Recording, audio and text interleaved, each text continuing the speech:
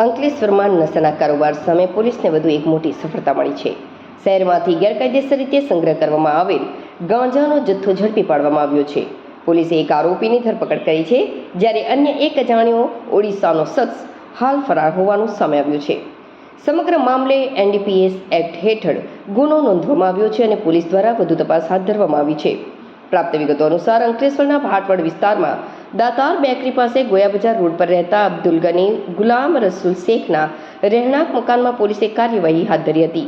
તપાસ દરમિયાન તેમના ઘરમાં બેડરૂમમાંથી ગેરકાયદેસર રીતે રાખવામાં આવેલ વનસ્પતિજન્ય માદક પદાર્થ ગાંજાનો કુલ 1.215 કિલોગ્રામ જથ્થો, જેની અંદાજિત કિંમત ₹60,750 થાય છે, તે કબજે કરવામાં આવ્યો હતો। પોલીસે સમગ્ર મુદ્દામાલ જપ્ત કરી આરોપીની ધરપકડ કરી છે। પ્રાથમિક તપાસમાં સામે આવ્યું છે કે આ ગાંજાનો જથ્થો આરોપીને એક અજાણ્યા ઓડિશાના વ્યક્તિએ પહોંચાડ્યો હતો। હાલ તે વ્યક્તિનું નામ અને સરનામું જાણી શકાયું નથી અને તેની શોધખોળ માટે પોલીસે અલગ અલગ દિશામાં તપાસ શરૂ કરી છે।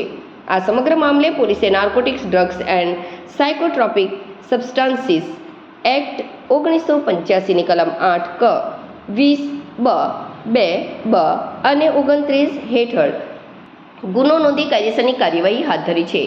પોલીસ હવે એ દિશામાં પણ તપાસ કરી રહી છે કે આરોપી માત્ર સંગ્રહ કરતો હતો કે પછી આ માદક પદાર્થનું વેચાણ પણ કરતો હતો। આ ઉપરાંત આ જથ્થો ક્યાંથી લાવવામાં આવ્યો, કોને પહોંચાડવાનો હતો અને તેની પાછળ કોનું મોટું નેટવર્ક કાર્યરત છે કે કેમ, તે અંગે પણ તપાસ ચાલી રહી છે। તાજેતરમાં જિલ્લામાં નશીલા પદાર્થોના ગેરકાયદેસર વેપાર સામે પોલીસ દ્વારા સતત કાર્યવાહી કરવામાં આવી રહી છે। આવી કાર્યવાહીથી યુવાનોને નશાના દૂષણથી બચાવવા તેમજ સમાજમાં કાયદો અને વ્યવસ્થા જાળવવા પોલીસની પ્રતિબદ્ધતા વધુ મજબૂત બનતી જોવા મળી રહી છે। હાલ સમગ્ર મામલે પોલીસે વધુ તપાસ શરૂ કરી છે અને ફરાર આરોપીની શોધખોળ માટે ટીમો કાર્યરત કરવામાં આવી છે। તપાસમાં હજુ વધુ મહત્વના ખુલાસા થવાની શક્યતા વ્યક્ત કરવામાં આવી રહી છે।